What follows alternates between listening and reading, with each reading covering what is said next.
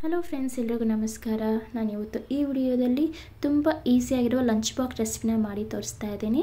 ನಾನು ಮಾಡುವ ರೆಸಿಪಿನೇ ಮೆಂತ್ಯ ಪಲಾವ್. ಇದು ಹೋಟೆಲ್ ಸ್ಟೈಲ್ನಲ್ಲಿ ತುಂಬ ರುಚಿಕರವಾಗಿರುತ್ತೆ ಫ್ರೆಂಡ್ಸ್. ಈಗ ಮಾಡೋ ವಿಧಾನವನ್ನು ನೋಡೋಣ.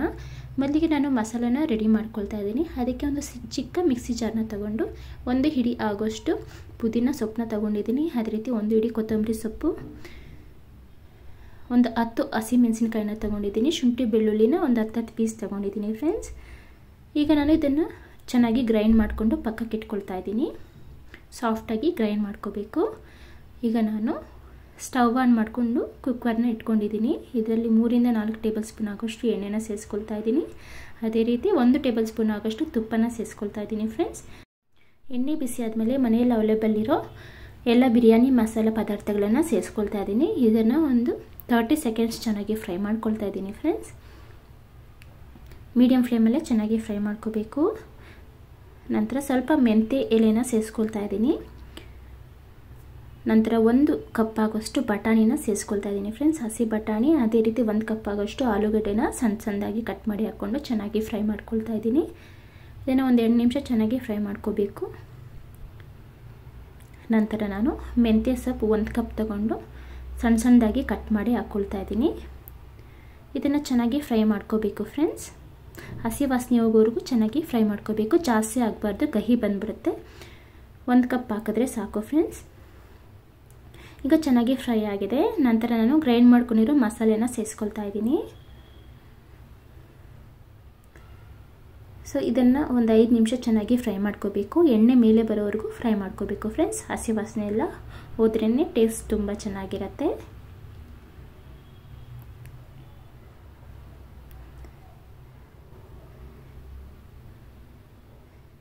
ಈಗ ಚೆನ್ನಾಗಿ ಫ್ರೈ ಆಗಿದೆ ಫ್ರೆಂಡ್ಸ್. ನಾನು ಇದಕ್ಕೆ 1 ಟೇಬಲ್ ಸ್ಪೂನ್ ಆಗೋಷ್ಟು ಧನಿಯಾ ಪೌಡರ್ನ ಸೇರಿಸ್ಕೊಳ್ತಾ ಇದ್ದೀನಿ.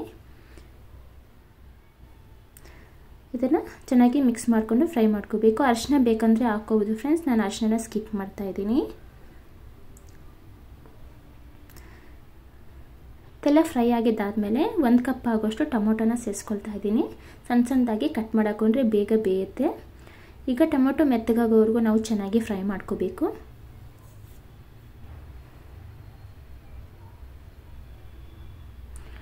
ಒಂದು 5 ನಿಮಿಷ ಚೆನ್ನಾಗಿ ಫ್ರೈ ಮಾಡಿಕೊಂಡ್ರೆ ಸಾಕು ಫ್ರೆಂಡ್ಸ್.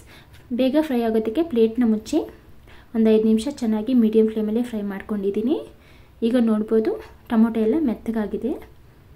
ಈಗ ಇದನ್ನೊಂದ್ಸಲ ಮಿಕ್ಸ್ ಮಾಡ್ಕೋಬೇಕು.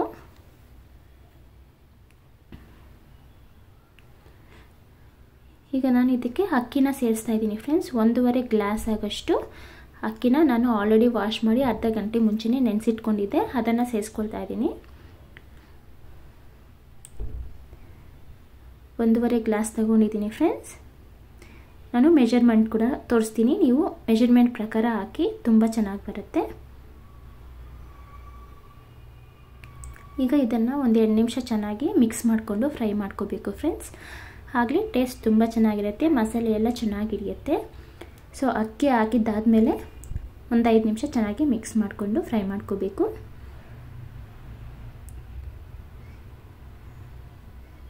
ಈಗ ಚೆನ್ನಾಗಿ ಮಿಕ್ಸ್ ಮಾಡ್ಕೊಂಡಿದ್ದೀನಿ. ನಂತರ ನಾನು ನೀರನ್ನ ಸೇರಿಸ್ಕೊಳ್ತಾ ಇದ್ದೀನಿ.